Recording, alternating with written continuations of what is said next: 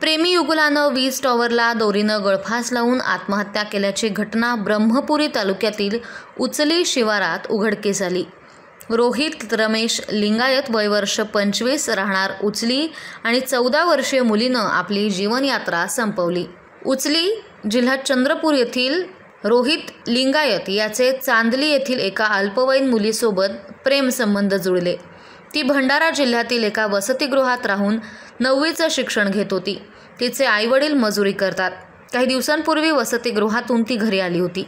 तिचे वडील मजुरीला तर आई घरकामात व्यग्र असताना रोहित हा 26 फेब्रुवारीला सकाळी दुचाकीवर तिच्या घरासमोर आला।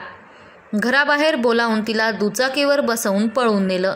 आई वडिलांनी तिच्या मोबाईलवर संपर्क केला, मात्र तो बंद आढळून आला। त्यामुळे त्यांनी ब्रह्मपुरी पोलिसात तक्रार केली। दरम्यान उचली शिवारातील वीज टॉवरला गळफास लावून दोघांनी आत्महत्या केल्याचं काही नागरिकांना आढळून आलं। ही माहिती पोलिसांना दिल्यानंतर मृत प्रेमी युगुलाची ओळख पटली। दरम्यान दोघांच्या आत्महत्येचं कारण पोलीस शोधत आहेत।